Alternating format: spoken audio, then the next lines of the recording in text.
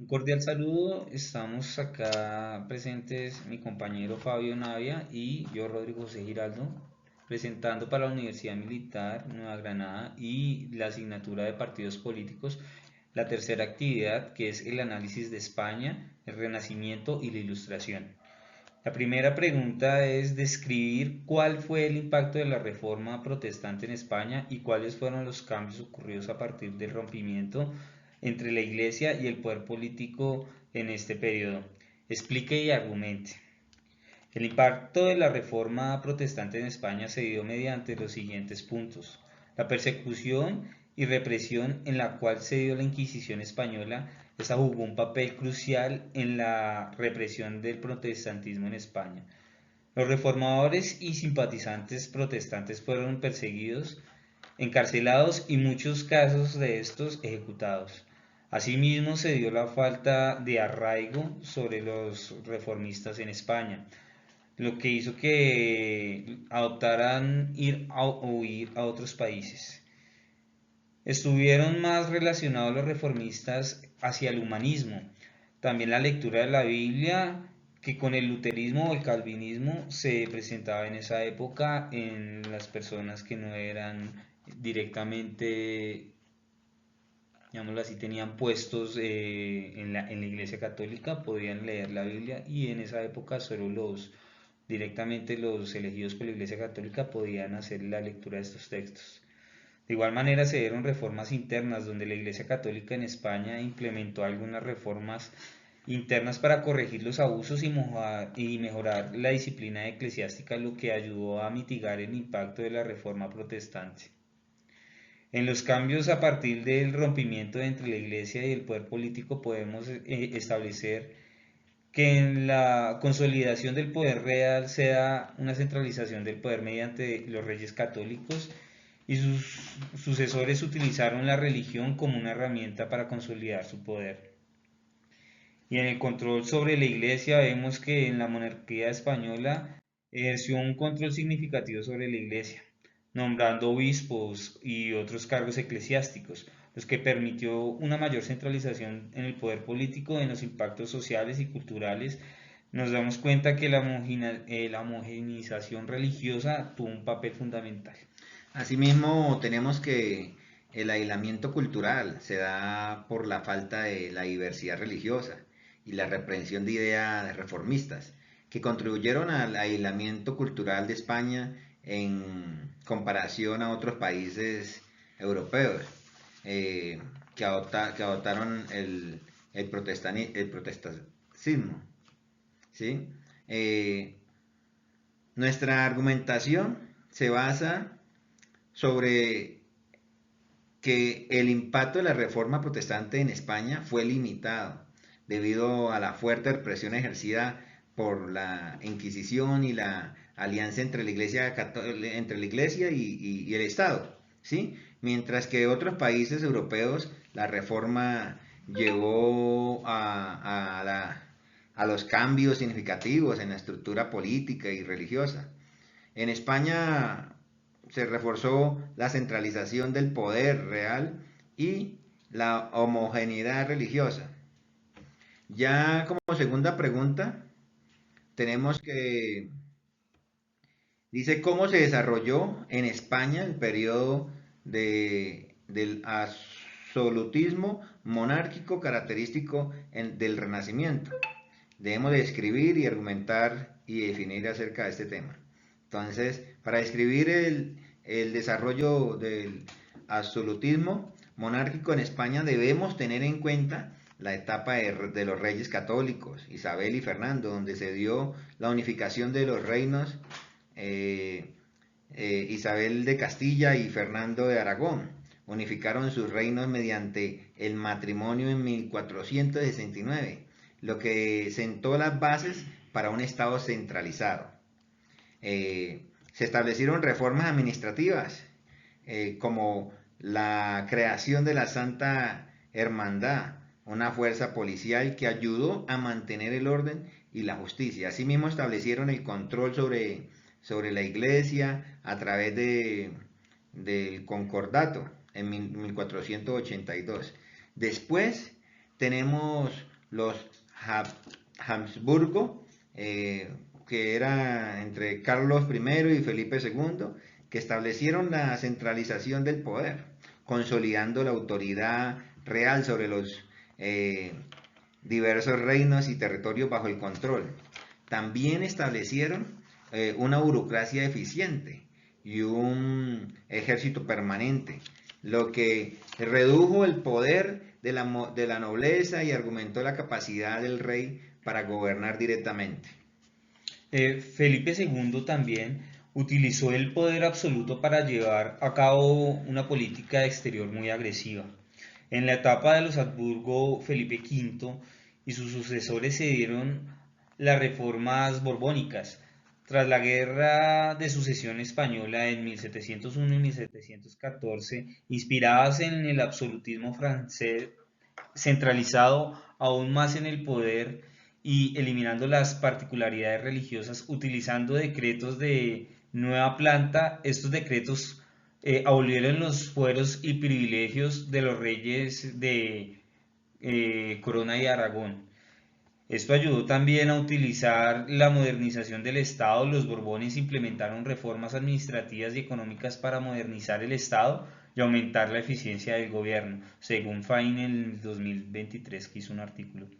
En nuestra argumentación resulta que el absolutismo monárquico en España se desarrolló con una respuesta a la necesidad de consolidar el poder real y mantener la estabilidad de un reino diverso y fragmentado que había en el momento. Los reyes católicos iniciaron este proceso mediante la unificación y centralización del poder, y sus sucesores continuaron ampliando estas reformas.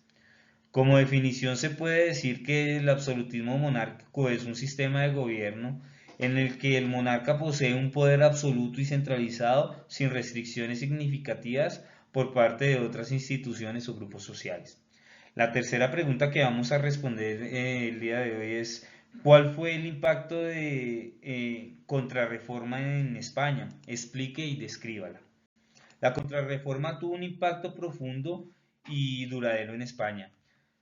Reafirmó el catolicismo como la religión dominante, fortaleció la Inquisición y la censura, y utilizó el arte y la educación como una herramienta de propaganda religiosa. Según el Ministerio de Cultura de España, en 2023, dice que también mediante la defensa del catolicismo fue defendida fervientemente por Felipe II, quien luchó contra cualquier forma de heterosidad religiosa, ¿sí? Asimismo, se dio la censura y control, donde la Inquisición también controló la producción y la distribución de libros, asegurando que solo se difundieran obras que apoyaran la doctrina católica, imagínense.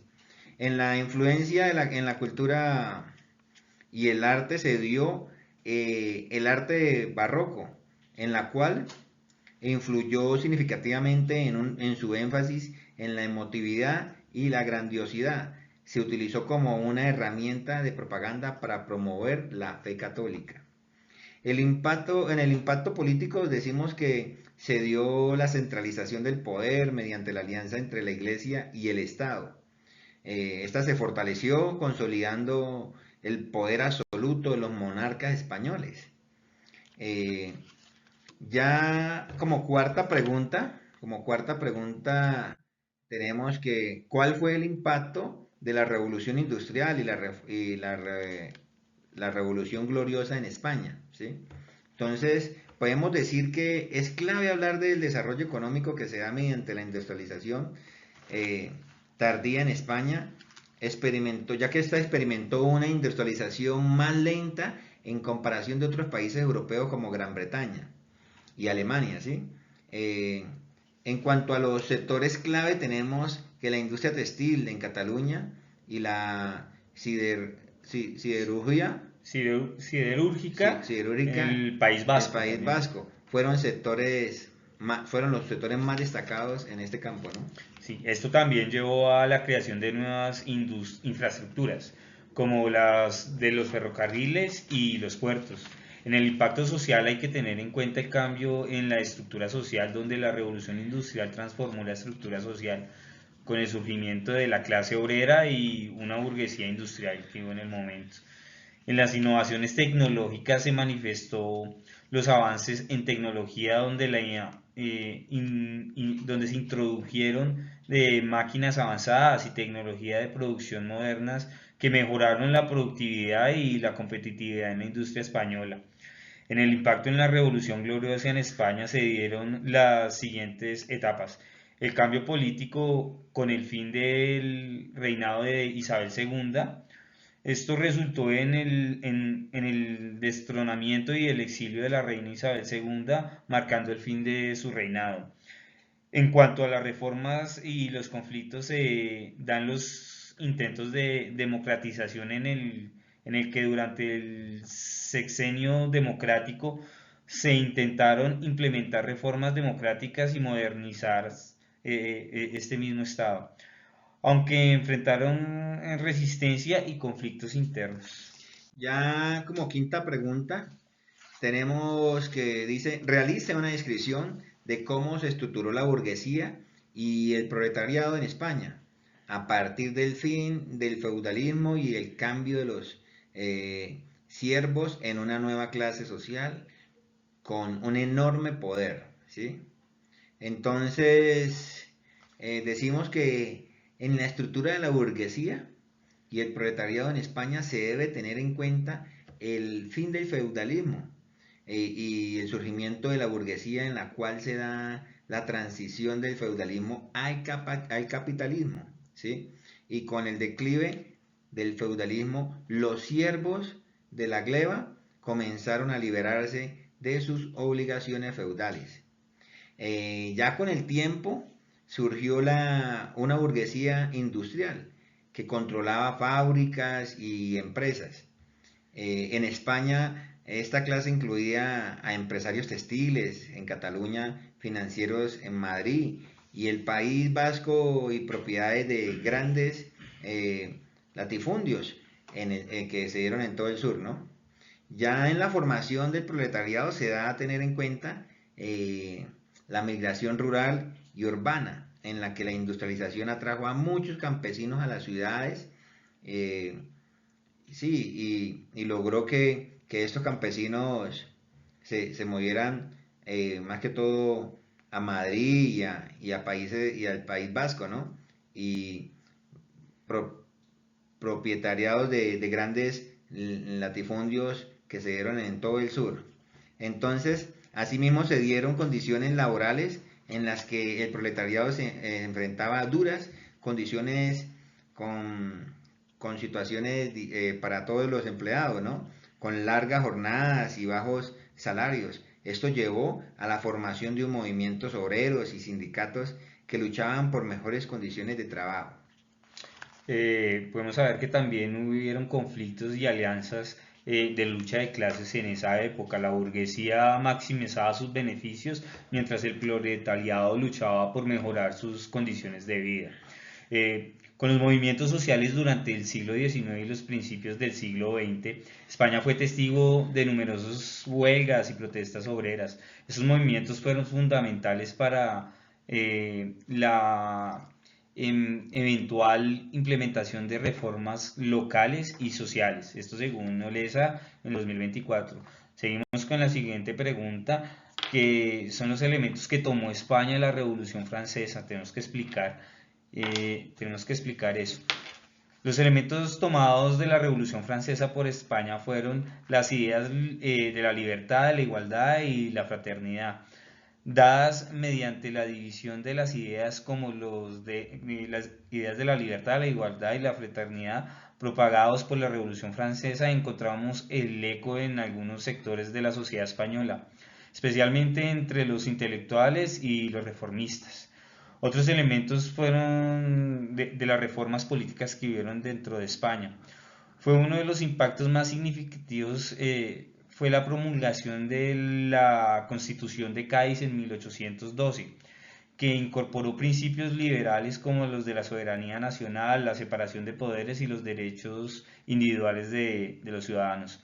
Asimismo, la abolición de la Inquisición mediante la influencia de las ideas revolucionarias también contribuyó a la abolición la Inquisición en 1834, marcado un paso hacia la modernización y la secularización del Estado. España experimentó varias revueltas y pronunciamientos militares inspirados en las ideas revolucionarias de los franceses, que buscaban establecer gobiernos liberales y constitucionales, esto según la historia de España en el 2024. A pesar de la resistencia conservadora, las ideas revolucionarias francesas dejaron una huella duradera en la cultura, la política, las sociedades españolas contribuyeron a la modernización y a la apertura hacia nuevas formas de pensamiento y organización social. Ya como la otra parte de este trabajo, tenemos el análisis sobre Argentina, ¿sí? Pensamiento político de la modernidad, ¿sí? Entonces, en esta parte del trabajo nos hacen una serie de preguntas. La primera es, con el fin con el fin de la Segunda Guerra Mundial, ¿qué ideología fue adoptada por Argentina? Debemos explicar el contexto histórico, político, social y económico que llevó a Argentina a adoptar esa ideología. Entonces, la ideología argentina, después de la Segunda Guerra Mundial, tiene un contexto político, social y económico, y vamos a entrar a verlos más a fondo. El contexto histórico, eh, este cuenta con una neutralidad en la guerra durante o que se dio en la Segunda Guerra Mundial. Argentina fue neutral, ¿sí? Esta neutralidad fue vista con desconfianza por los aliados. Y en 1943 se da el golpe militar que derrocó al gobierno de Ramón Castillo, que lo llevó a una serie de cambios políticos que prepararon el terreno para la llegada de Juan Domingo Perón al poder. Perón conmovió, Perón conmovió la ideología conocida como el peronismo, eh, o justicialismo, ¿sí? Que combinaba elementos de nacionalismo, populismo y corporativismo. Perón adoptó una política de tercera posición, que buscaba un camino intermedio entre el capitalismo occidental y el comunismo soviético. Bajo el liderazgo de Perón se implementaron numerosas reformas sociales y laborales que beneficiaron a los trabajadores. Se establecieron derechos laborales, aumentos salariales y mejora en las condiciones de trabajo, esto según Joffre en el 2022. Perón logró movilizar a las masas trabajadoras y los sectores populares, quienes se convirtieron en la base de su apoyo. Ya en la justicia social, la ideología peronista se centró en la justicia social básicamente, buscando reducir las desigualdades y mejorar las condiciones de vida de los sectores más desfavorecidos. Perón motivó una política de industrialización y sustitución de importaciones para reducir la dependencia económica hacia el exterior. Esto implicó el desarrollo de las industrias nacionales y la protección de la economía local. Con la nacionalización de los recursos estratégicos y la intervención estatal de la economía, estos fueron pilares de la política económica peronista. Otra pregunta que nos dan sobre Argentina es: ¿Argentina se constituye hoy en día como un país capitalista desarrollado o subdesarrollado? Para responder esta pregunta tenemos que utilizar la presentación de la clase, en donde describen los rangos importantes del Estado capitalista en desarrollo y los que están subdesarrollados. En la situación actual de Argentina, nosotros pues establecemos, o se ha establecido que Argentina es un país subdesarrollado, ya que de acuerdo a las ayudas que estuvimos viendo, que el profesor nos presentó, se enfoca en que la productividad es baja en comparación con los países desarrollados. La tecnología, el uso de la tecnología avanzada es limitado y no está uniformemente distribuido en todos los sectores económicos. Ya en el nivel de vida, Argentina se ubicó en el puesto 48 entre 193 países, lo que indica un nivel de vida relativamente alto en comparación de muchos países subdesarrollados. En cuanto a la estabilidad económica y política, tenemos inestabilidad. Argentina ha enfrentado una considerable inestabilidad económica y política, con crisis recurrentes, alta inflación y problemas de deuda. En diversificación económica se da la dependencia donde la economía argentina sigue siendo dependiente de unos pocos sectores, especialmente la agricultura y la exportación de materias primas. Ya en la desigualdad se nota que hay una alta desigualdad en la economía social con distribución de ingresos muy desigual y políticas de redistribución ineficaces. Correcto, políticas fiscales ineficaces. En el último cuestionario que nos hizo el profesor nos dice describir cómo ha sido la adopción del modelo neoliberal en Argentina y de qué manera se ha vinculado en la globalización. La adopción del modelo neoliberal en Argentina comenzó a gestarse durante la dictadura militar entre 1976 y 1983. El gobierno militar implementó políticas de liberalización económicas, desagregación y apertura del mercado internacional. También la adopción plena del neoliberalismo se consolidó durante el gobierno de Carlos Menem. Implementó una serie de reformas estructurales que incluyeron la privatización de empresas estatales, desagregación del mercado laboral y la apertura comercial, según Castellani en el 2002. El modelo neoliberal Argentina también tiene unas reformas neoliberales que se dan con privatizaciones de numerosas empresas estatales, incluyendo la YPF, que es de petróleos, la empresa de petróleos argentina, Aerolíneas Argentinas y los servicios de agua y electricidad. Sin embargo, Aerolíneas Argentinas volvieron a ser hace poco estatales. A su vez, con la apertura comercial, vemos que redujeron los aranceles y se eliminaron las barreras comerciales, facilitando la entrada de productos extranjeros y con la desregularización de varios sectores de la economía argentina, incluyendo el mercado laboral, lo que conllevó a una mayor flexibilidad para que también a una precarización del empleo de los trabajadores. En vinculación con la globalización, sus políticas neoliberales atrajeron una mayor inversión extranjera directa, especialmente en sectores como la energía y las telecomunicaciones.